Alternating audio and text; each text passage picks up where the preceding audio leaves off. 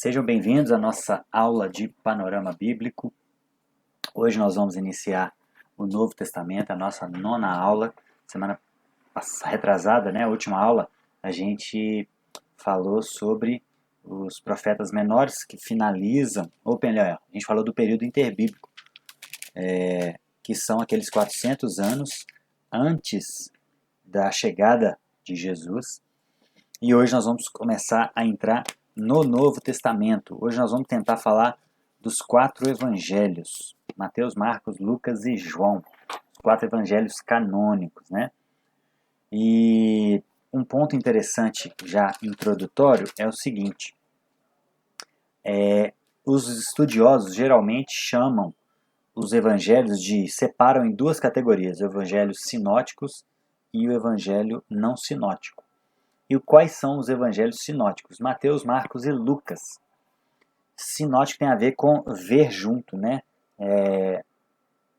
Eles viram a mesma coisa. Por quê? Porque os estudiosos entendem que Mateus, Marcos e Lucas, eles compartilham de uma fonte em comum. Então existem várias hipóteses. A mais aceita delas é que Marcos foi o evangelho mais antigo a ser escrito, por volta da década de 50 ou 60, e Mateus foi escrito nos fins da década de 60, e Lucas entre 59 e 63.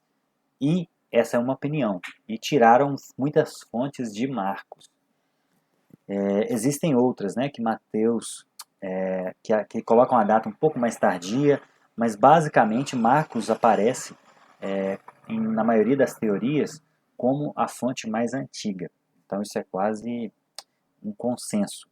E um dado interessante também, e por que eles pensam assim, né? Porque há muita concordância entre os evangelhos, né? Existem divergências, e aí os estudiosos vão tentar entender essa divergência. A nível apologético, o que a gente poderia dizer dessas divergências? As divergências que a gente encontra elas dão inclusive mais credibilidade histórica para os relatos dos evangelhos. Porque quando a gente pega o Alcorão, por exemplo, o Alcorão, segundo a tradição dos muçulmanos, ele foi dado apenas para Maomé, lá na caverna, e depois Maomé trouxe o que o anjo relatou para ele, e ele escreveu. Então é como se fosse uma mensagem, uma psicografia divina, né, segundo eles. Qual é a diferença dos evangelhos? São evangelhos diferentes, escritos para comunidades diferentes. Então, as divergências ou as diferenças que tem de um trazer um relato, o outro não, por exemplo, são explicadas por isso. Mateus estava escrevendo para judeus, por exemplo, nós vamos ver isso aqui, e João estava escrevendo para os gentios. É totalmente diferente a abordagem. Então, tanto que Mateus traz muitas genealogias e João não. João já começa mostrando o princípio eterno de Jesus. Não é um princípio, na verdade, né? A existência eterna de Jesus. Então, essa é uma diferença. Agora, as outras diferenças, que são diferenças de fato, por exemplo, um fala que tinham 2 mulheres no túmulo, outro fala que tinham 3. Isso dá mais credibilidade histórica para os evangelhos, porque, juridicamente, um juiz, quando ele vai analisar um julgamento, e quando ele vai fazer um julgamento e vai ouvir testemunhas, se 10 testemunhas contam a mesma história, com os mesmos detalhes, sem nenhuma diferença entre eles, ele chega à conclusão que elas combinaram aquilo. Porque isso não é humano, isso não é normal. Agora, isso é chamado pelos apologetas e os teólogos que estudam isso de psicologia do testemunho. Ou seja, existem diferenças em pontos secundários que devem acontecer quando se tem relatos independentes de fato. Então, se várias pessoas presenciam um mesmo evento e cada uma delas contar o que viram, algumas divergências são esperadas. Isso dá mais credibilidade, na verdade, não descredibiliza. Então, os céticos tentam colocar isso como uma com um descrédito da Bíblia, só que isso, na verdade, para mim, isso e para vários estudiosos, isso traz mais credibilidade. De fato, aquilo ali foi narrado com uma intenção de narrar fatos que eles viram, da perspectiva deles ou das fontes que eles escolheram. Então isso traz mais credibilidade. E por que eles chamam os três de sinótico, por exemplo? Olha só, existe uma concordância literal, palavra por palavra, em alguns textos, por exemplo, em Mateus 10, 22, em Marcos 13, 13 e em Lucas 21, 17. Então, eles fizeram uma comparação matemática e chegaram à conclusão do seguinte: 91% do Evangelho de Marcos está em Mateus. Por isso que eles entendem que Marcos foi a fonte primária. E aí Mateus acrescentou 8% de acordo com o propósito dos seus leitores, né, que ele entendia. E 53% de Marcos está em Lucas. Ou seja, metade de Marcos está em Lucas e 91% de Marcos está em Mateus. Então, por isso que Marcos é um livro menorzinho, mais enxuto. É como se fosse uma versão mais enxuta do Evangelho, mais rápida, foca nos pontos essenciais. E aí os outros evangelistas, Mateus e Lucas, tiveram outros objetivos e acrescentaram outras histórias ou aprofundaram em algumas histórias. Então, por exemplo, o relato da Lucas volta lá em João Batista para falar do nascimento de Jesus. Marcos, eu acho que volta também, mas ele é bem mais sucinto. Ele é muito mais sucinto. Ele fala que João prega o batismo. Ele coloca um capítulo, na verdade 9 versículos para falar de João Batista, e depois no 14 ele já entra Jesus, né, batizando Jesus e Jesus chamando os discípulos. Agora, quando a gente vai olhar em Lucas, o capítulo 1 de Lucas, só o capítulo 1 que ele vai falar do nascimento de João Batista, o nascimento de Jesus, ele narra o nascimento de Jesus muito mais detalhado, a visita de Maria para Isabel, o cântico de Maria, o nascimento de João Batista, o cântico de Zacarias. Então são 80 versículos só no capítulo 1 de Lucas para trazer esse contexto primário. Então, cada autor, de acordo com as suas com as expectativas ou com as necessidades dos seus leitores, colocam coisas diferentes. E isso traz uma riqueza. No final, isso traz uma riqueza, porque um complementa o outro. E várias das divergências são em questões secundárias. Já se fizeram cálculos, eu acho que apenas 1% de toda a Bíblia, apenas 1% das divergências que são de fato divergências importantes. E a questão é, desses 1%, nenhuma delas está relacionada com questões doutrinárias. Ou seja, não existe uma doutrina na Escritura que pode ser colocada em xeque por causa desse 1% de divergência. São geralmente questões secundárias, como esse exemplo que eu dei. Eram 2 ou 3 mulheres. Judas se enforcou ou as suas entranhas se derramaram. Eu já até falei isso num vídeo nas nossas redes sociais, né? No Instagram da Igreja Pão da Vida. Então, esses são os evangelhos sinóticos, porque eles viram juntos. O evangelho de João é considerado um evangelho não sinótico. Por quê? Porque ele é muito diferente. A sua estrutura é muito diferente. Então, e nós vamos ver um pouquinho de características de cada um desses evangelhos hoje. Então, por exemplo, o evangelho de Mateus provavelmente foi escrito para quê? Para judeus de fala grega. Por quê? Porque ele se preocupa muito com o cumprimento do Antigo Testamento, sendo o livro que mais cita o Antigo Testamento. Então já começa com a genealogia de Jesus. Por quê? Porque os judeus naquela época estavam esperando o Messias. E existiam várias profecias sobre o Messias. E uma delas é que ele nasceria da linhagem de Davi. Ele seria da tribo de Judá. Davi era da tribo de Judá. Então, Mateus, ele começa mostrando a genealogia de Jesus desde Davi até a vida de Jesus, né? E ele divide, esse é um outro ponto importante para a gente entender a Bíblia, ele divide em 3 blocos de 14 genealogias. Então, eu já falei também isso em alguns vídeos do nosso Instagram da igreja, Pão da Vida. Os antigos, os autores antigos do Oriente Médio, genealogia para eles existia, eles escreviam muito com relação a um caráter poético, um caráter numérico. Muitos deles acreditavam em, é o que eles chamam hoje no judaísmo de Kabbalah, que é o estudo dos números. Então, os números são representativos. Então, as genealogias não são exaustivas. O que isso quer dizer?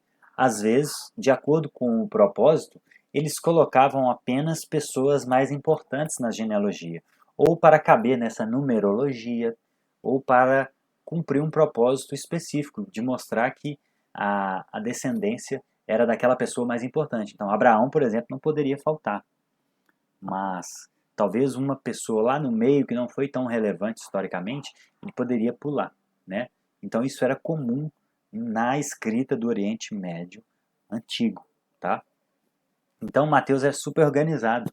Ele traz 3 blocos de 14 pessoas, de 14 gerações, e estrutura a genealogia de Jesus dessa forma. Quando a gente vai olhar a genealogia de Lucas, a gente percebe diferenças. Essa é outra diferença entre os evangelhos. E qual é a explicação para isso? A genealogia de Mateus é materna e a genealogia de Lucas é paterna. Então, quando a gente vai olhar, Jesus era filho de Davi de pai e de mãe. Maria e José são descendentes de Davi. Então, e José adotou Jesus, né? Então, Jesus é da tribo de Judá 2 vezes, de pai e de mãe. Então Mateus começa com isso. E aí depois ele vai mostrando a visita dos magos, a fuga para o Egito, e em vários momentos Mateus usa a seguinte expressão: então se cumpriu, aqui ó, verso 2, Mateus 2,17. Ele narra um fato, a fuga para o Egito, por exemplo, quando Herodes queria matar as crianças lá, eles fugiram para o Egito. E aí ele conta essa história e depois ele termina assim, ó. Então se cumpriu o que fora dito pelo profeta Jeremias. Ouviu-se uma voz em Ramá, choro e grande lamentação. É Raquel que chora por seus filhos e recusa ser consolada porque já não existem. Então essa matança ele atribui o cumprimento desse texto de Jeremias 31:15. Lá na visita dos magos, em vários pontos Mateus faz isso. Por quê? Ele está escrevendo para judeus. Lá ele conta a, a tentativa de Herodes matar as crianças e a visita dos magos. E aí ele fala o seguinte, ó: quando Herodes ouviu isso, ficou perturbado, e com ele toda Jerusalém, que nasceria o Cristo, né? Então reuniu os chefes dos sacerdotes, do povo e os mestres da lei, e perguntou-lhes onde deveria nascer o Cristo. E eles responderam: em Belém da Judéia, porque essa era a profecia. Porque assim escreveu o profeta. Ele cita o texto de Miqueias 5:2. Mas tu, Belém, da terra de Judá, de forma alguma és menor entre as principais cidades de Judá, pois de ti virá o líder, que, como pastor, conduzirá Israel, o meu povo. Então, várias vezes, Mateus traz um relato e mostra o cumprimento dessa profecia. Então, isso é muito interessante. E aí depois ele começa a citar de João Batista. Então o interesse do autor muda de acordo com a necessidade e o interesse dos seus leitores. Ele coloca João Batista depois, a pregação a preparação do batismo de Jesus. E aí depois no capítulo 4 ele mostra a tentação de Jesus e o início do ministério dele.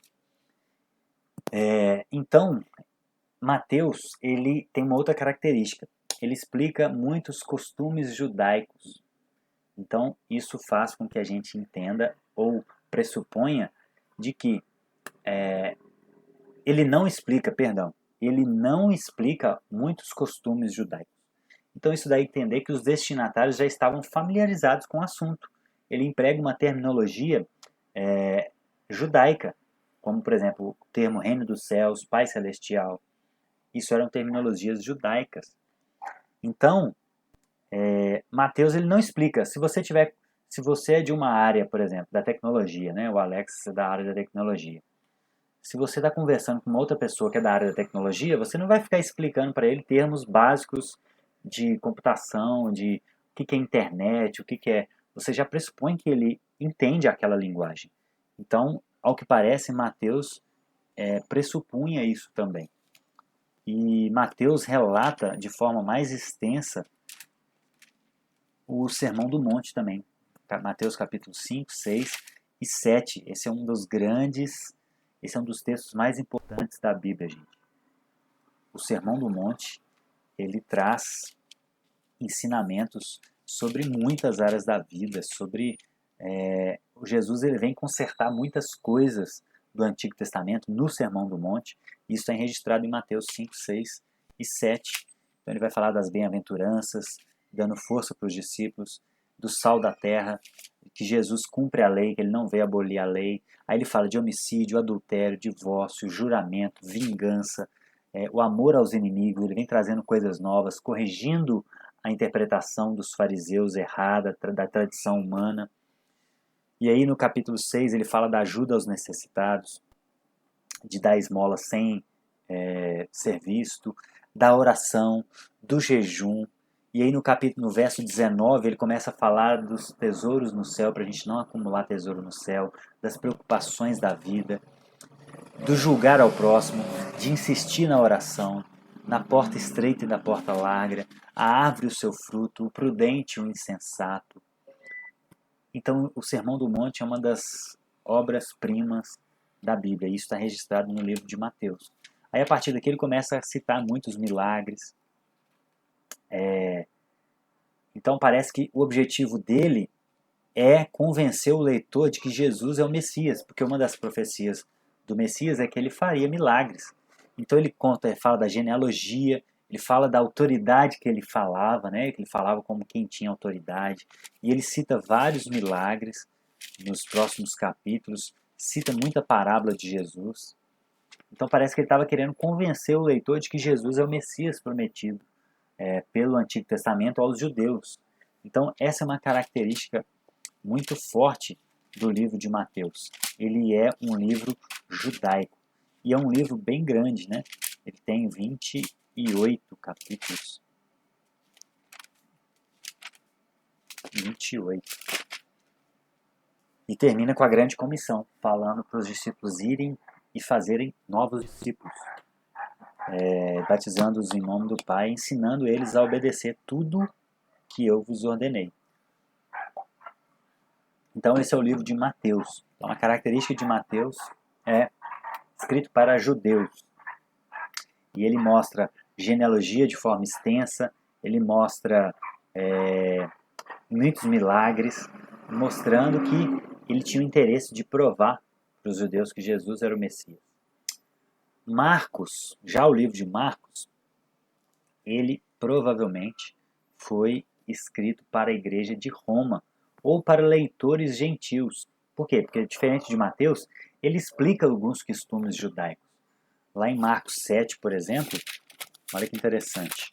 Esses detalhes são importantes para a gente entender as diferenças. Lá em Marcos 7, capítulo 2, olha só. Vieram alguns dos fariseus que vieram a Jerusalém, reuniram-se a Jesus e viram alguns dos seus discípulos comerem com as mãos impuras, isto é, por lavar. Os fariseus e todos os judeus não comem sem lavar as mãos, cerimonialmente, apegando-se assim à tradição dos líderes religiosos. Quando chegaram na rua, não comem sem antes se lavarem. Quando chegam da rua, não comem sem antes se lavarem. E observam muitas outras tradições, tais como lavar os copos, jarros e vasilhas de metal. Então, isso aqui está tudo dentro de um parêntese. Marcos explica esses costumes, contrariamente a Mateus. Então, ele escreveu ou para a igreja de Roma, porque Marcos está ligado à tradição de Pedro, né? Então, provavelmente ele enviou esse evangelho a Roma ou para leitores gentios, né? Porque ele faz essa explicação. Ele traduz algumas palavras em aramaico, por exemplo, também, lá no capítulo 3:17, olha só. Tiago, filho de Zebedeu, e João, seu irmão, os quais deu o nome de Boanerges, que significa filhos do trovão. Então, lá no capítulo 5, 7, no 15, ele também traduz essas palavras em aramaico. E parece que ele se interessa muito também pela perseguição e pelos martírios. Ele fala muito sobre isso no livro, né? Lá no capítulo 8, no capítulo 13. Por quê? Porque parece que essa era uma preocupação dos cristãos em Roma. Porque em 64, Roma foi incendiada por Nero. Então, e eles começaram, Roma foi incendiada e Nero colocou a culpa nos cristãos. E aí começou a perseguição aos cristãos. Então parece que Marcos coloca muitos exemplos de perseguição, de martírio, para fortalecer esses cristãos em Roma do que eles estavam sofrendo. Aqui, ó, no versículo 34 do capítulo 8. Então Jesus chamou a multidão e os discípulos e disse: Se alguém quiser me acompanhar, negue-se a si mesmo, tome a sua cruz e siga-me. Siga-me, pois quem quiser salvar a sua vida, perderá, mas quem perder a sua vida por minha causa e pelo Evangelho, a salvará. De que adianta o homem ganhar o mundo inteiro e perder a sua alma?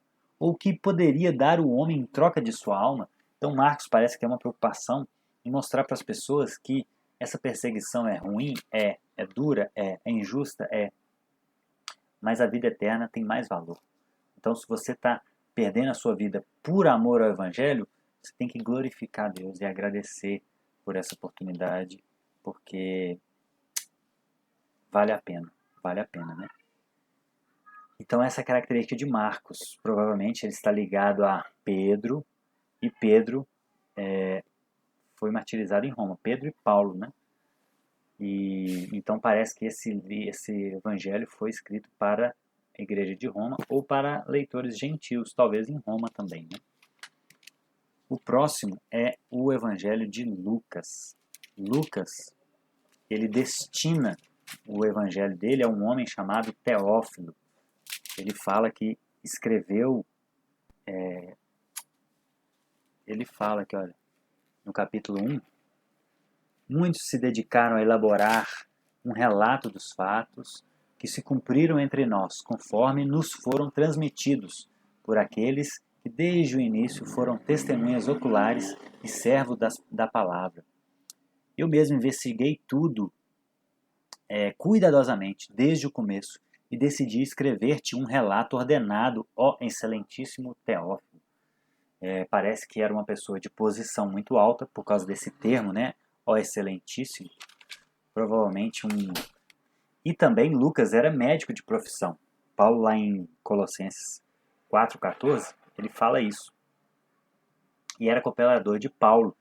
Então Lucas, a tradição dele é paulina, né? Lucas está ligado a Paulo. Então esse foi um dos critérios, gente, um adendo. Esse foi um dos critérios dos primeiros cristãos para fecharem o cano da Bíblia. Só foram aceitos aqueles livros que eram escritos ou diretamente por apóstolos ou por pessoas que tiveram contato com as testemunhas oculares. Então isso é um excelente critério histórico. Por quê?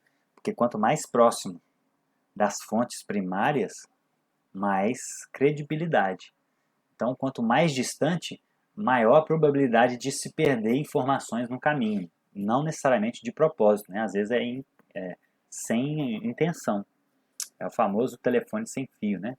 Então, Lucas, ele era médico. Então, o grego dele, inclusive, falam que o estilo de escrita dele é muito fino. Então ele é considerado um dos evangelhos mais bem escritos, né, no original. E se aproxima do grego clássico, né, que eu estou falando aqui agora. E como a gente já viu, Lucas, ele é bem mais detalhista. Ele conta detalhes muito importantes do nascimento de Jesus, da vida de Maria, Jesus no templo perdido. Esse texto só tem em Lucas. Lucas traz muita coisa inédita. Jesus apresentado no templo, o cântico de Maria, o cântico de Zacarias, tudo isso é inédito.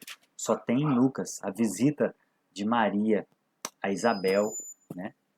Então são detalhes. E como ele falou no princípio, né, do evangelho dele, eu decidi fazer um relato, uma investigação cuidadosa desde o começo.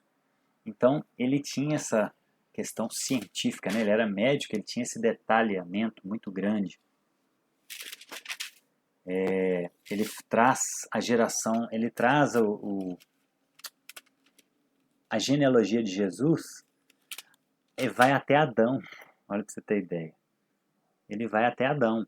Então, como eu falei, ele é bem mais detalhista. Mas não quer dizer que essa genealogia seja completa. Porque o objetivo dos autores daquela época não era trazer genealogias exaustivas, mas genealogias que cumpriam o seu objetivo. Então ele começa falando de José, como eu falei, ele começa falando de José e chega até Deus, Adão e Deus. Né? Deus teve Adão, Adão teve Sete teve Enos, e ele vai de trás para frente. Ele vai de José até Deus. E tem muito conteúdo também comum com os outros evangelhos. Né? Ele cita muitas parábolas e ele cita muitas parábolas de cunho econômico. Alguns chegam a dizer que o evangelho de Lucas é o evangelho social. Por quê? Porque ele cita muitas parábolas de cunho monetário. Ele fala muito sobre dinheiro. Então, alguns dizem que ele é o evangelho o evangelho social, né? Fala muito sobre dinheiro. Então, essa é a característica de Lucas. Ele foi escrito para gentios. Por isso, ele é bem detalhista também, diferente de Marcos. E o objetivo dele era fortalecer os crentes, todos os crentes, e reagir aos ataques dos incrédulos. Né? Esse era o objetivo, né, do Evangelho de Lucas. E por último, o Evangelho de João, que é o mais sensacional de todos. Gente, vamos lembrar da história. João, ele foi o último apóstolo a morrer. Né? Paulo e Pedro, por exemplo, morreram próximo ao ano 64, quando Nero estava naquela perseguição. Eles morreram em Roma. Pedro e João. Pedro e Paulo. O João morre no ano 99 ou 100 depois de Cristo. Então ele teve mais 40 anos, quase 40 anos de vida, além de Paulo, de Pedro, para meditar, para ruminar, para escrever. E ele, além disso, além de mais tempo de vida, ele foi o discípulo amado. Ele era o mais próximo de Jesus. Então João é muito aconselhável quando a pessoa se converte, ela lê o Evangelho de João. Por quê? Porque é um evangelho mais com muita alma, com muito coração. Não é um negócio muito técnico. Ele é diferente, é impressionante.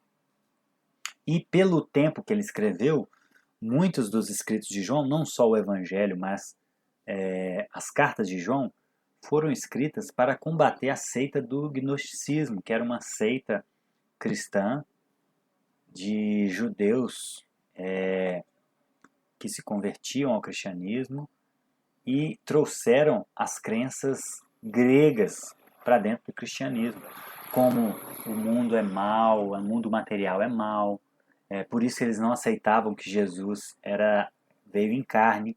Aí surge a seita do docetismo, que é aquela crença que acredita que Jesus era só Deus, não era homem.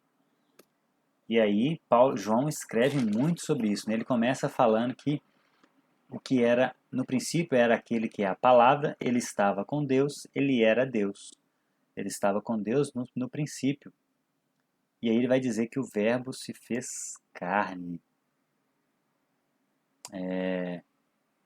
Ou seja, aqui ó, verso 14, aquele que era a palavra tornou-se carne e viveu entre nós.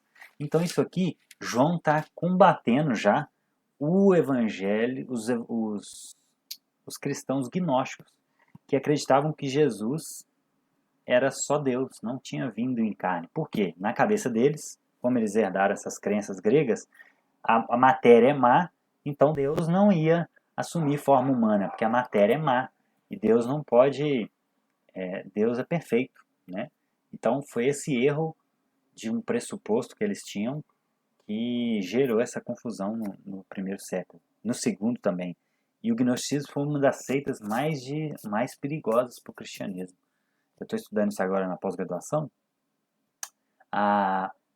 O credo, a ideia de sucessão apostólica, a hierarquização da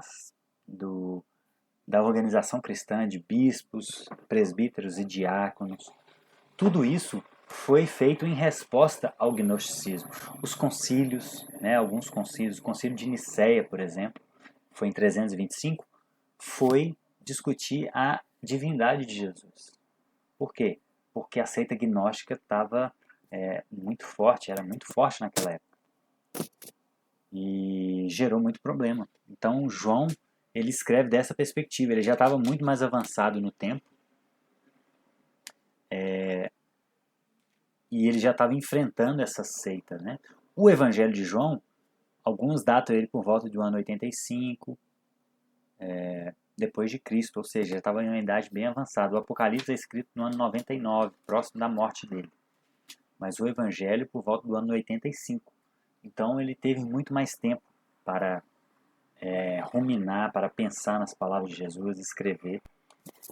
Então ele é um evangelho mais sublime, que mostra Jesus de uma outra perspectiva. E aí, como eu falei, porque ele foi provavelmente o último a ser escrito e gozou de mais tempo de reflexão sobre os significados teológicos do evangelho. E no final do livro, ele deixa claro que seu objetivo é que os leitores creiam que Jesus é o Cristo e tenham vida eterna. Né? Fecha o livro assim, no capítulo 20. E João, uma outra característica de João é que ele traz muitas coisas novas também, assim como Lucas. Marcos é o mais comum deles, né? Tudo que tem em Marcos tem nos outros evangelhos. Mas os outros trazem novidades que não tem em Marcos. Marcos e Mateus são os mais próximos. Lucas e João são os mais que trazem mais novidade, né? Então ele começa falando, Mateus, por exemplo, começa falando da início humano de Jesus. João começa falando de antes da criação do mundo. Ele era o verbo, o logos. E isso já mostra a profundidade que João apresenta a Jesus, né? Ele vai, tanto que na Bíblia em ordem cronológica, o primeiro texto da Bíblia em ordem cronológica é João 1:1. No princípio era aquele que é a palavra, né? Ele estava com Deus, ele era Deus. Então, ele já começa lá no princípio de tudo. É um evangelho mais sublime. E ele fala coisas, ele traz relatos de Jesus muito interessantes, de Jesus falando sobre a sua divindade.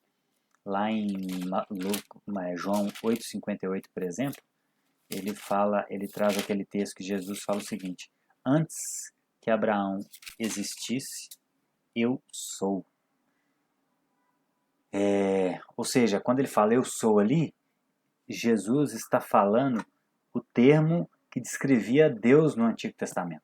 Então, eu sou, no original, significa YHWH. Esse é o tetragrama que era a representação do nome de Deus no Antigo Testamento. Quando Moisés pergunta assim, Deus, quando ele está na sarça ardente, né? Se perguntarem qual é o seu nome, o que eu vou dizer? Aí Deus fala, eu sou. E a expressão que ele usa ali é essa, YHWH. Então Jesus atribuiu a si o nome do Deus Pai. Isso mostra que Jesus, ele disse de fato ser Deus, né? O Deus encarnado. E aqui João mostra a morte de Lázaro, que não tem em nenhum outro evangelho. Mostra Jesus lavando os pés dos discípulos. E aí do capítulo 13 até o capítulo 17 são orações, são falas de Jesus que só tem no livro de João. Jesus falando que é o caminho, a verdade e a vida, em João 14. Ele falando que ele é a videira e os cristãos são os ramos, no capítulo 15. No capítulo 16 ele vai falar da obra do Espírito Santo. Ele anima os discípulos. No capítulo 17 ele ora por si e ora pelos discípulos. Então João trouxe orações de Jesus. Ele trouxe momentos de Jesus muito íntimos. Por quê? Porque ele era o discípulo mais próximo. Jesus tinha os 12, Pedro, Tiago e João eram os 3 mais próximos, que estavam em quase tudo que Jesus ia fazer de forma mais particular, eles estavam. E dos 3, João era o mais próximo. Mais próximo que Pedro e Tiago. Então, ele era aquele que estava reclinado no colo de Jesus na ceia, por exemplo.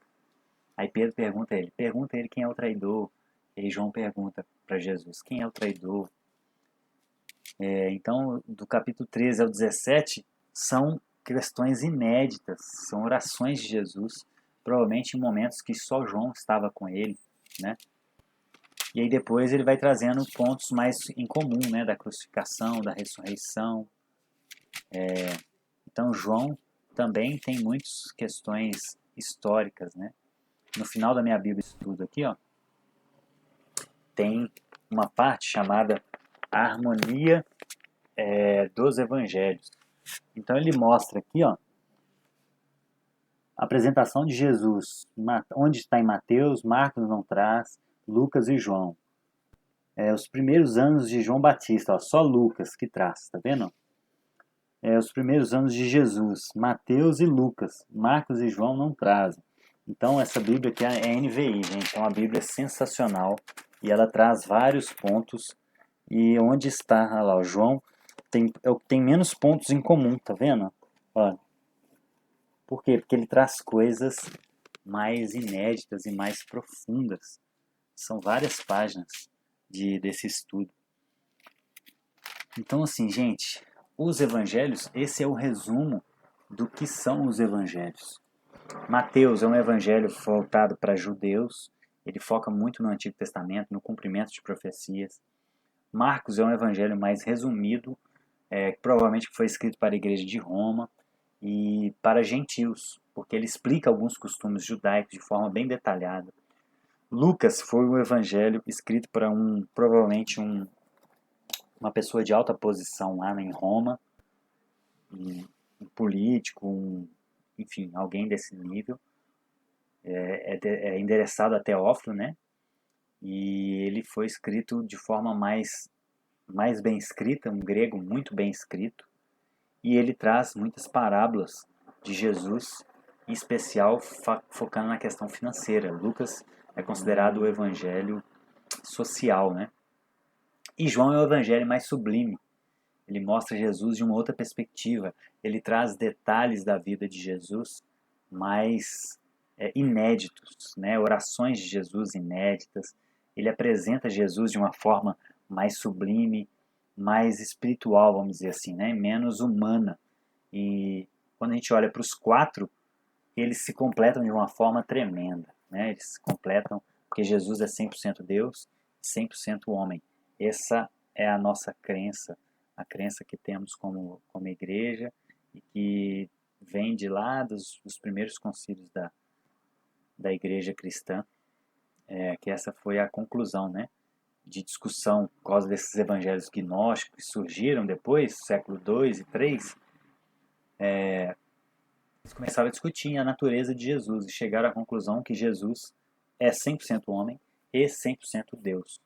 Como eles se relacionam é difícil compreender agora, mas um dia nós vamos ter essa total compreensão, né?